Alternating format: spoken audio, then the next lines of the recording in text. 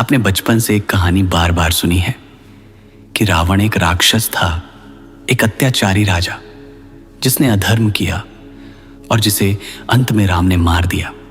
हर साल हम उसका पुतला जलाते हैं, आग की लपटों में उसे खत्म होते देखते हैं और यह मान लेते हैं कि बुराई का अंत हो गया।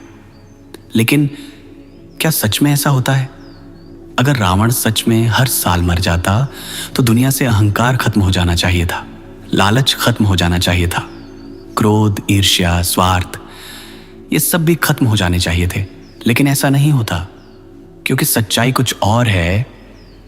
रावण बाहर नहीं है, वह भीतर है। जरा एक पल के लिए रुककर सोचिए, क्या कोई साधारण दुष्ट व्यक्ति इतना विद्वान हो सकता है कि उसे वेदों और शास्त्रों का गहन ज्ञान हो? क्या कोई क्रूर और असंवेदनशील इंसान शिवा का इतना बड़ा भक्त हो सकता है कि वह तांडव स्तोत्र जैसी रचना कर सके?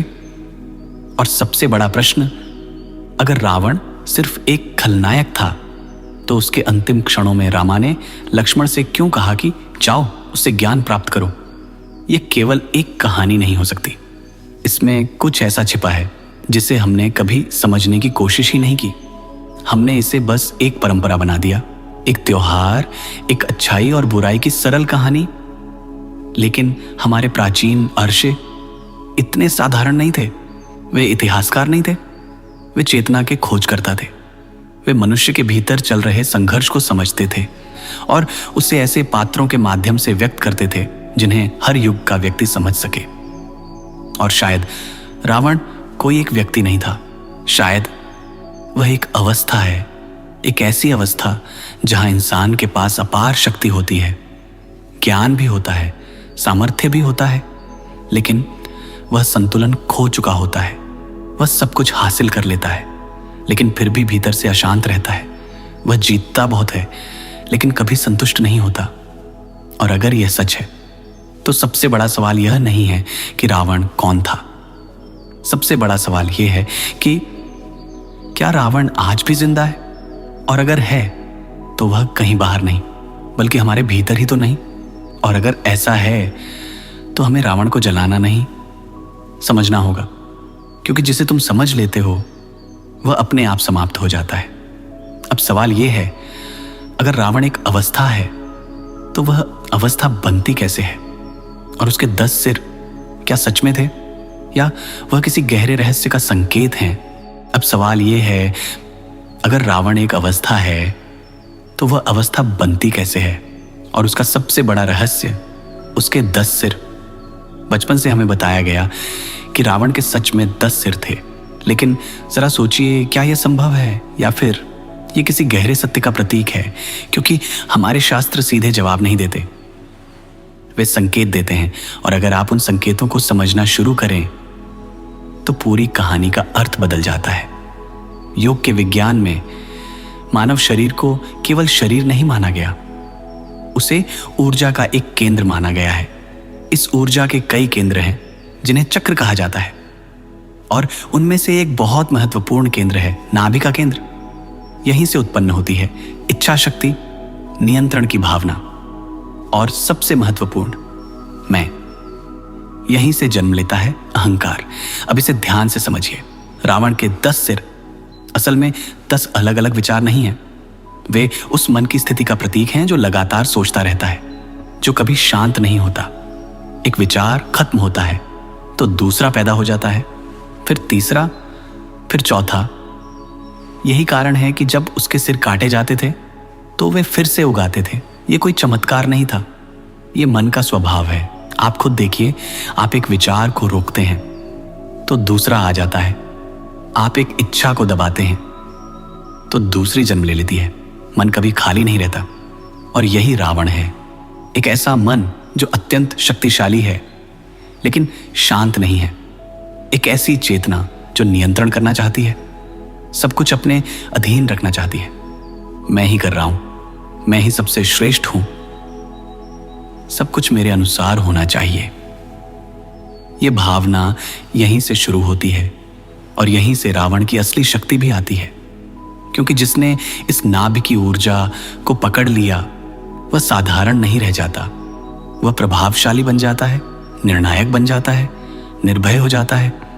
लेकिन यहीं एक बहुत बड़ा जाल छिपा है, क्योंकि यह ऊर्जा आपको शक्ति तो देती है लेकिन शांति नहीं देती। यह आपको जीतना सिखाती है लेकिन संतुष्टि नहीं देती।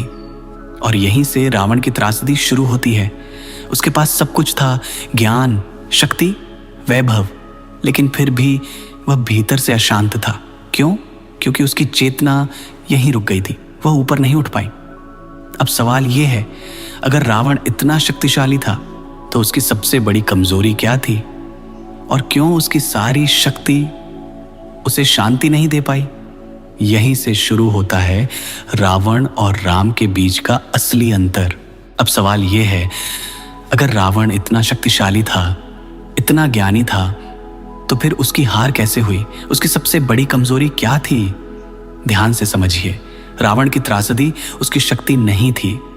उसकी त्रासदी यह थी कि उसकी चेतना वहीं रुक गई थी। वह नाभि तक पहुंचा। उसने इच्छा शक्ति को जीत लिया, भय को पार कर लिया, अपने मन को मजबूत बना लिया, लेकिन वह वहां से आगे नहीं बढ़ पाया।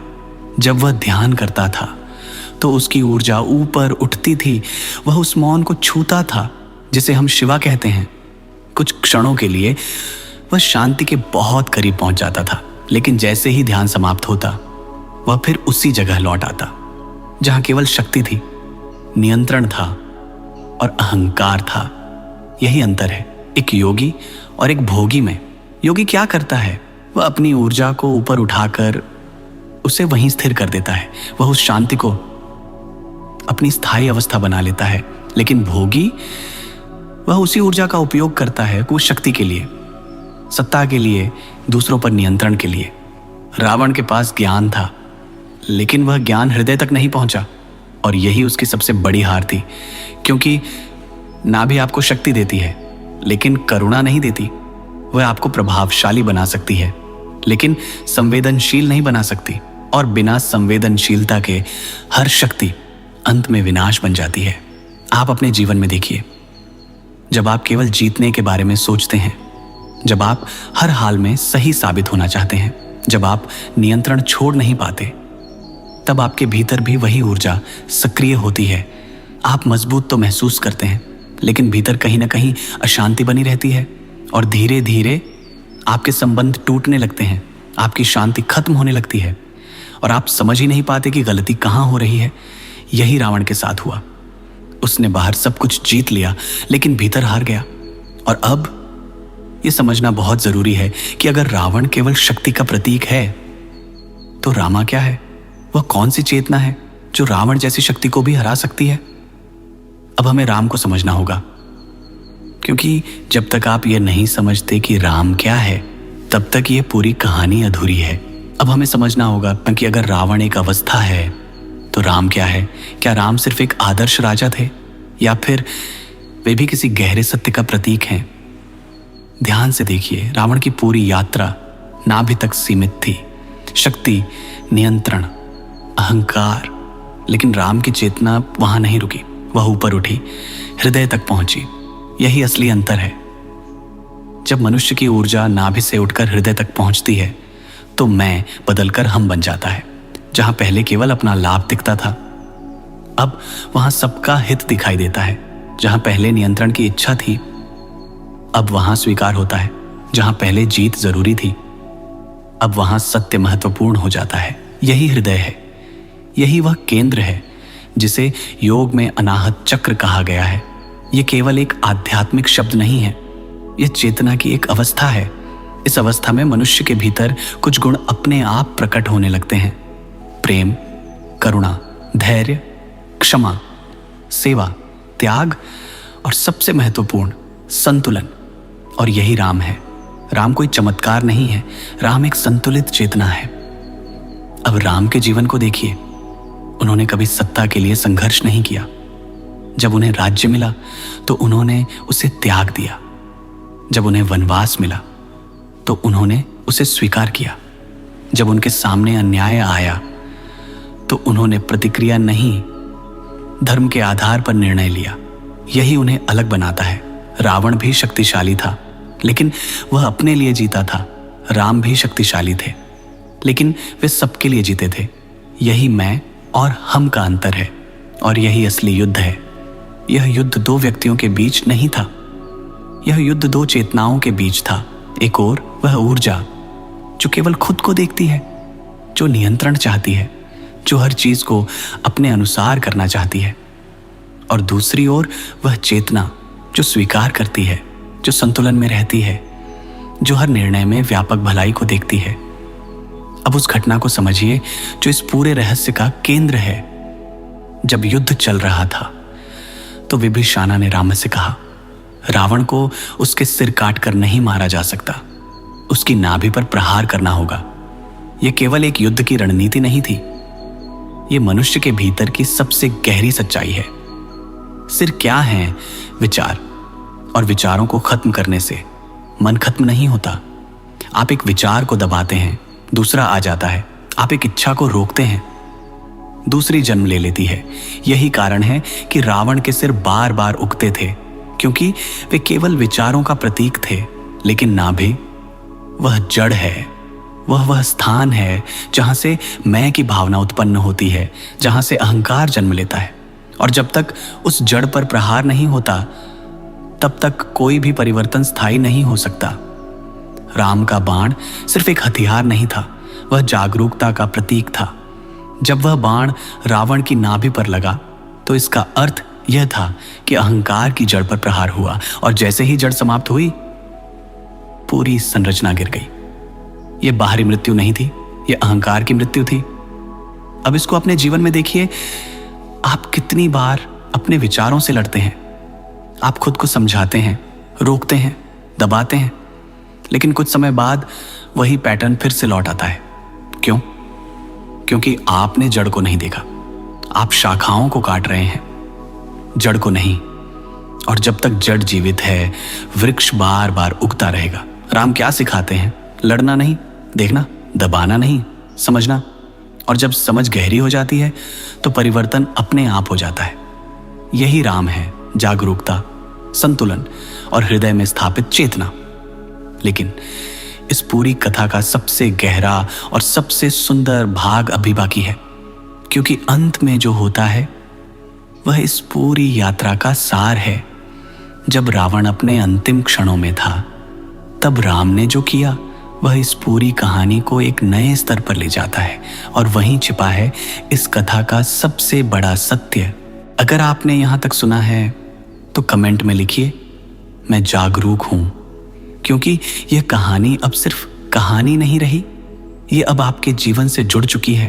अब उस अंतिम दृश्य को समझिए जो इस पूरी कथा का सबसे गहरा और सबसे अद्भुत भाग है। जब रावण अपने अंतिम क्षणों में था, जब उसकी सारी शक्ति समाप्त हो चुकी थी, जब उसका अहंकार टूट चुका था, तब राम ने क्या किया? क्या उन्होंने उत्सव मनाया? क्या उन्होंने अपने शत्रु का अपमान किया? नहीं, उन्होंने लक्ष्मण से कहा, जाओ, उससे ज्ञान प्राप्त करो। जरा इस दृश्य को महसूस कीजिए, जिसे पूरी दुनिया राक्षस मानती है, जिससे सब घृणा करते हैं। उसी के पास राम अपने भाई को ज्ञान लेने भेजते हैं। क्यों? क्योंकि राम जानते थे समस्या व्यक्ति में नहीं थी, समस्या उसकी चेतना की दिशा में थी। रावण बुरा नहीं था, वह केवल भटका हुआ था। उसके पास वही ऊर्जा थी, वही ज्ञान था, वही क्षमता थी, लेकिन उसकी दिशा गलत थी। और जैसे ही उसका अहंकार समाप्त हुआ, उसका शुद्ध ज्ञान प्रकट हो गया। यही इस कथा का सबसे बड़ा संदेश है। समस्या ऊर्जा में नहीं है, समस्या दिशा में है। वही ऊर्जा जो रावण को विनाश की ओर ले जाती है, वही ऊर्जा राम को करुणा और संतुलन का प्रतीक बनाती है। अब अपने भीतर देखिए, जब आप अपनी शक्ति का उपयोग केवल अपने लाभ के लिए करते हैं, जब आप अपने अहंकार को बचाने के लिए दूसरों को चोट पहुंचाते हैं, जब आप हमेशा सही साबित होना चाहते हैं, तब आप उसी अवस्था में होते हैं जिसे रावण कहा गया है।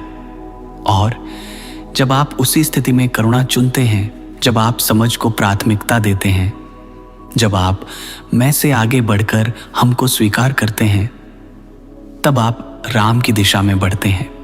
यह युद्ध किसी युग में नहीं हो रहा, यह हर दिन हो रहा है, हर क्षण हो रहा है, आपके भीतर हो रहा है, हर विचार में, हर निर्णय में, हर प्रतिक्रिया में कभी रावण सक्रिय होता है, कभी राम प्रकट होते हैं। अब सवाल ये नहीं है कि राम जीते या रावण हारे, सवाल ये है इस क्षण आपके भीतर कौन सक्रिय है। और जब तक आप रावण को बाहर देखते रहेंगे, आप उसे हर साल जला सकते हैं, उसकी निंदा कर सकते हैं, लेकिन जिस दिन आप यह देख लेंगे कि रावण आपके भीतर है, उस दिन आपके पास उससे भागने का कोई रास्ता नहीं बचेगा। तब यह कहानी बदल जाएगी, यह मनोरंजन नहीं रहेगी, यह साधना बन जाएगी। और याद रखिए, रावण को मारना लक्ष्य नहीं है, उसे समझना लक्ष्य है। क्योंकि जिसे आप समझ लेते हैं वह अपने आप समाप्त हो जाता है, और जिसे आप दबाते हैं वह बार बार लौट कर आता है। इसीलिए हर साल रावण को जलाने के बाद भी वह खत्म नहीं होता, क्योंकि वह बाहर नहीं है, वह भीतर है। और जिस दिन आपकी जागरूकता इतनी गहरी हो जाएगी कि आप हर क्षण देख पाएंगे कि आपके भीतर कौन सक्रिय है, उस दिन यह युद्ध समाप्त हो जाएगा। तब न रावण बचेगा, न राम की आवश्यकता होगी, तब केवल शांति होगी, वही शांति जिसे रावण पूरी जिंदगी खोजता रहा। अगर यह समझ आया तो कमेंट में लिखिए, अब मैं देख रहा हूं।